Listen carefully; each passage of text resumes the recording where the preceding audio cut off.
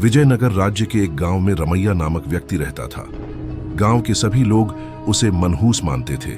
उनका मानना था कि यदि सुबह उठकर किसी ने सबसे पहले रमैया का चेहरा देख लिया तो उसे पूरे दिन भोजन नसीब नहीं होगा।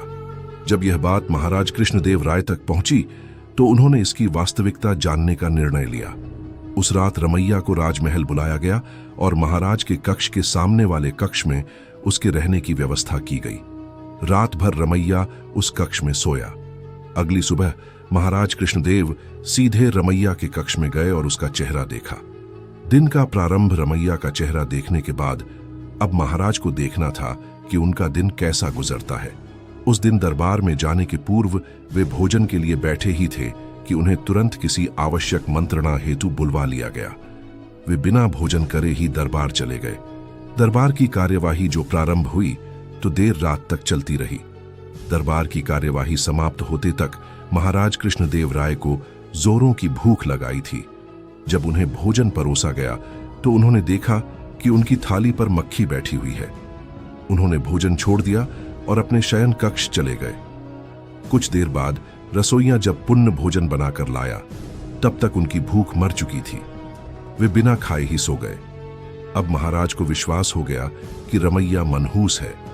उन्होंने उसे फांसी पर चढ़ा देने का आदेश दे दिया। रमैया की फांसी की बात जब उसकी पत्नी तक पहुंची तो वह रोते रोते तेनालीराम के पास गई और उससे सहायता की गुहार लगाई। तेनालीराम ने उसे आश्वासन देकर घर भिजवा दिया। अगली सुबह जब सैनिक रमैया को फांसी पर लटकाने ले जा रहे थे तो रास्ते में उनकी भेंट तेनालीराम से हुई। तेनालीराम ने रमैया के कान में कुछ कहा और चला गया। इधर फांसी गृह पहुंचने के बाद सैनिकों ने रमैया से उसकी अंतिम इच्छा पूछी। रमैया ने कहा कि मैं महाराज को एक संदेश भिजवाना चाहता हूं। एक सैनिक द्वारा वह संदेश महाराज तक पहुंचाया गया। संदेश इस प्रकार था, महाराज, सुबह सबसे पहले मेरा चेहरा देखने से किसी को पूरे दिन भोजन नसीब नहीं होता, लेकिन महाराज, आपका मुंह देखने पर तो जीवन से हाथ धोना पड़ता है। बताइए ऐसे में ज्यादा मनहूस कौन है?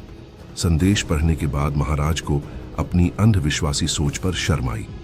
उन्होंने सैनिकों से कहकर रमैया को बुलवाया और पूछा कि उसे ऐसा संदेश भेजने का परामर्श किसने दिया था। रमैया ने तेनालीराम का नाम लिया। महाराज तेनालीराम की बुद्धिमत्ता से बहुत प्रसन्न हुए। उन्होंने रमैया की फांसी की सजा निरस्त कर दी और तेनालीराम को पुरस्कृत किया। इस तरह तेनालीराम की वजह से रमैया के प्राण बच पाए। सीख: अंधविश्वास से दूर रहना चाहिए।